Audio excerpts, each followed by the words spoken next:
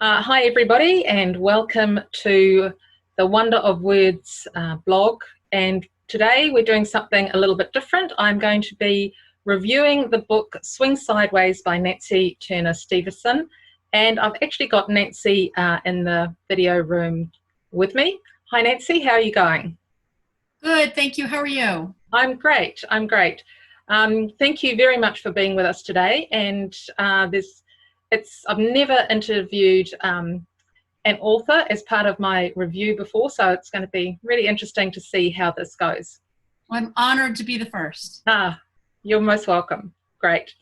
Okay, so just a little bit about Swing Sideways before we start. It's a middle grade novel by Nanci Steveson, and it's published by HarperCollins. Actually, it was published by HarperCollins in 2016. In Swing Sideways, Annie Stockton and her parents leave the city for a summer in the country where Annie has been promised freedom, something that is rare given her mother controls every aspect of her life. When Annie meets California, who is staying on her grandfather's farm, freedom goes into overdrive. California takes Annie on wild and secret adventures. At the top of the list, the quest to find the ponies California's mum rode as a child. Now, I say mum, maybe I should say mom. I'm a New Zealander, but there we go. Hard to get out of that habit. So California's thinking is once the ponies are found, surely her mother and grandfather will reunite. But too many secrets lurk underneath the surface for Annie and California to have a smooth ride. Friendships, parenting, and the art of letting go are all examined through Annie's emotional journey to growing independence. So, Nanci, I'll just stop sharing the screen so that we can come back into our full view. Is there anything else you'd like to add sort of as a summary for Swing Sideways? No, I think that's lovely. I mean, there, like all books, there are many, many different themes and components of it, but I think that you captured, the essence of it, especially when you talk about there being secrets that make it, difficult to have a smooth ride. Yeah, exactly. Nanci, I'll just give a bit of background about how I met you and why I'm actually doing this review with you in person today. And it's been wonderful, actually. I've had the privilege of spending time with you and, gosh, how many others? Was it eight or nine? Eight others on a course set up by the Writing Barn about characterization, and you used Swing Sideways as the mental text. So it was lovely, and I'm missing it already, and we've only been out of it for a week, but it was a great time, and we all learnt such a lot. Now, when you were taking us through the course, one of the very early things that you mentioned was the core of the story. And you said, I'm just going to read this because I'll never remember it out all in its entirety. So you said, core is what your novel is, not what it's about. It is the thing that made you want to or need to write this story. It could be a character or an image. Maybe it is a word or a string of words that captures the theme of the story for you, the author.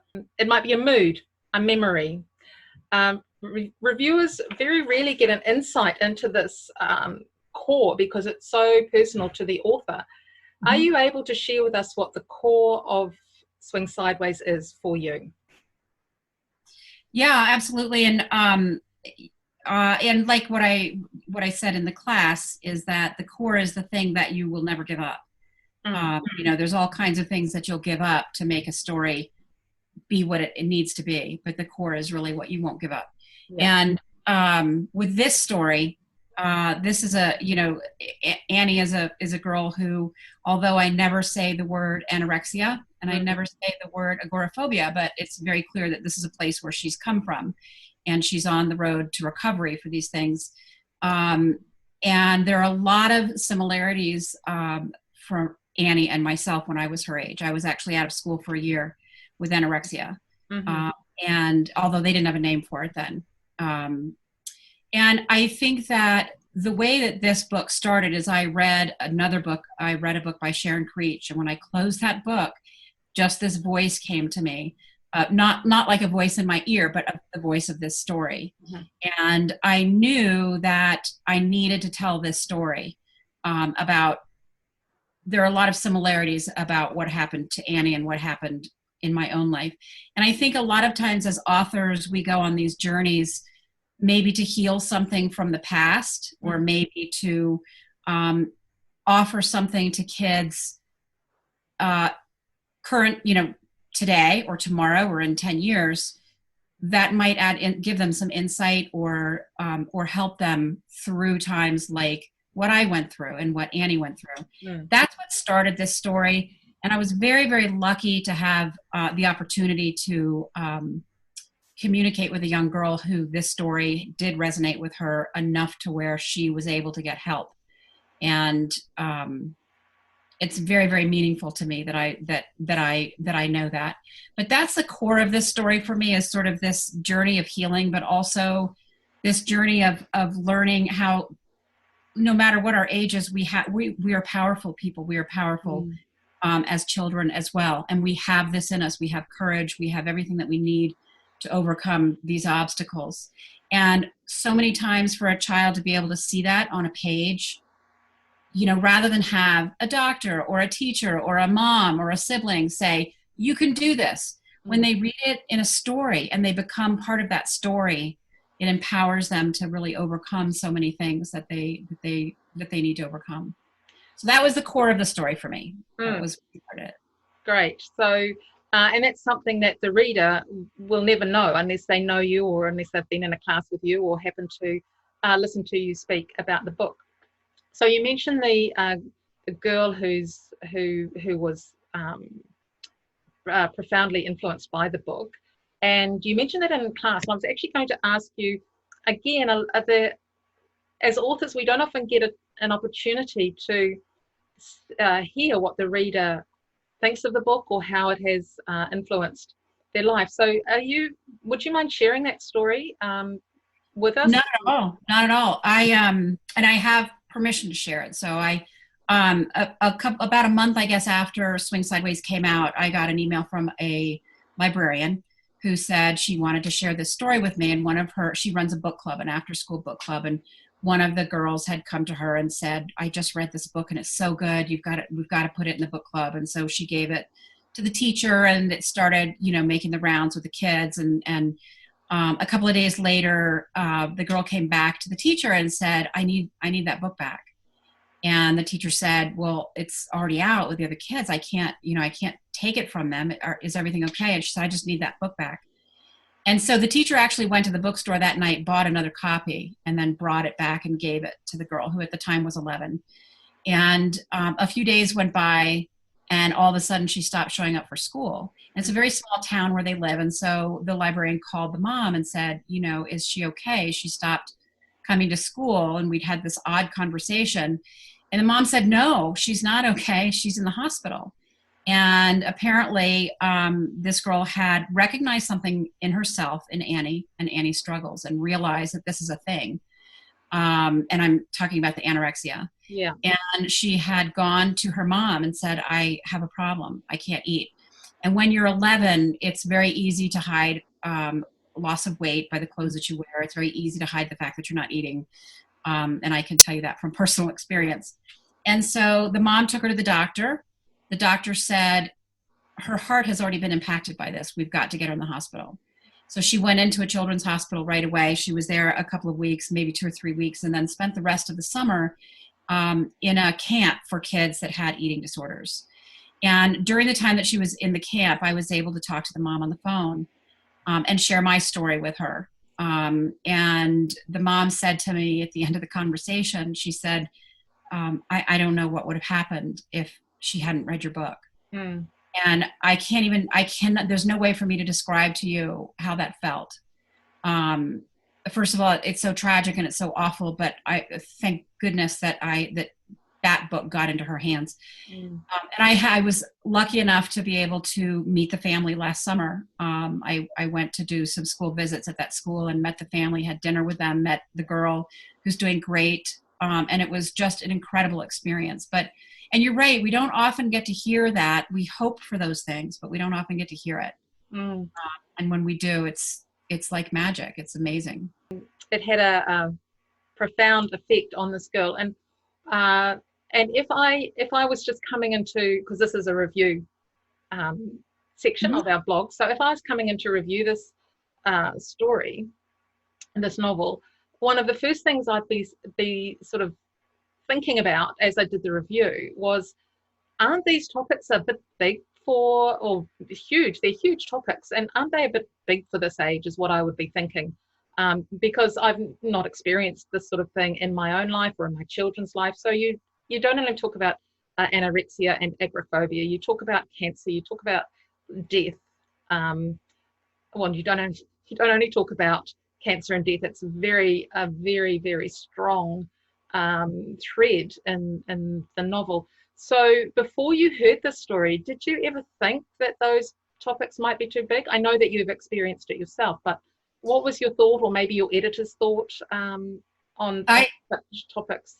My thought is that it would be great if it was too big a topic for kids, but it's not, because it's real life. Yeah. And it's a very safe place for a child to learn about something like that and go through that kind of an experience, because these things do happen, and it's unfortunate.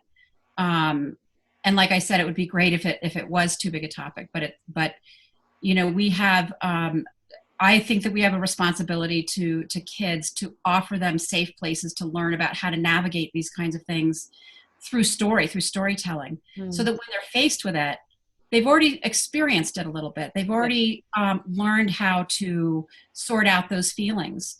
And I have kids in the town where I live who will say to me, "Oh, it's my favorite book." And I'll say, "Why?" And they'll say, "Oh, it's so sad." And I think, okay. But I have, and there were reviewers who bashed it for that. But I believe, and I think the majority of middle grade children's authors nowadays really feel strongly that this is an important thing that we are, that we are offering in a sensitive way. Yeah. It is a really good place for children to be learning about things that aren't even necessarily going on with themselves, but that might be going on with a friend, or that might be going on people they don't even know. And then, as you say, they meet someone one day and they've had a little bit of experience through the book about what that might mean. And it also helps them develop empathy. And if there is anything in the world that we need more of, it's empathy. Yes, exactly. The other thing that I would have been talking about if I was reviewing this book by myself, not with you in the Zoom room with me, would have been the amount of freedom that Annie's parents let her have. Now, I'd call myself a low-grade helicopter parent, certainly nowhere near the extremes of Annie's mom. So I'll get the Americanism right here. It struck me that she was given an awful lot of freedom. Now, my mum was given that sort of freedom because her parents used to pack her off down to the beach with the cousins, and they'd be gone all day at that age and even younger. But in this modern world, it's less likely that a child would have been given that sort of freedom, especially me as a helicopter mum. I would not have done it, I don't think. So again, the same question. It's sort of the same question, but about a different topic. Did anyone ever talk about how much freedom Annie had, and like an editor or someone else who might have read the book and had been talking to you about it? Has anyone else ever mentioned that? No, actually they haven't. And I think because, I live in a very small town myself, and kids here will ride their bikes 5 miles or 6 miles to go, hang out with another friend. And there's a sense of safety. And the place where Annie and her family go in the summer is a place where her dad grew up Yeah. going every summer, and it's a very small community. The other thing is that, and this is something that surprises me a lot, is that I have a lot of friends who raise kids in New York City. Mm-hmm. And those kids, you know, they're in fifth and sixth grade and they take the subway to here and to there after school. And to me, that's terrifying, but I know that they do it, you know, and they go. So I guess it really depends on where you are, what your comfort zone is, that kind of thing. We've talked about two pretty big topics that Swing Sideways covers. Well, more than two. I've got the hard topics, and then I've got this issue of freedom that we've just talked about. The last thing I'd like to ask you, given that this is a review of the book, which is I keep coming back to, is you have told me that you read some of the reviews that come in for your books, and I'm just wondering, is there anything that you wish that reviewers would say, or that you sometimes think that they're not quite grasping? Because I also read a number of the reviews, and I just sometimes wonder, when I'm reading reviews, and not just reviews for Swing Sideways, if I'm actually reading reviews about a different book. So I'm giving you the opportunity. If you were to review the book, what would you like to say about it? I always was looking for somebody who, when they reviewed it, would talk about how California and Annie each offered the other something that they really needed at that particular moment in their lives. Yeah. And, you know, it's not like they said to each other, oh, you're a farm girl, I always wanted to be a farm girl, and, you know, and et cetera, et cetera. But they each offered something to the other that they needed at that particular moment, which is really sort of magnificent to this story. Mm-hmm. And I don't think anybody ever talked about that and the importance of that with friendships. And because I think it's how our friendships, you know, especially when we're children, how they work, is what we bring to the friendship and what we get from the friendship. And there's a theme in there about Annie realizing that she really hasn't been as good a friend to California as California had been to her. And so that's one thing. And I think that there's only one review that on any of my books that I've ever read that totally and completely understood the book. And it was a review. It was the Kirkus review, actually, of Lizzie Flying Solo.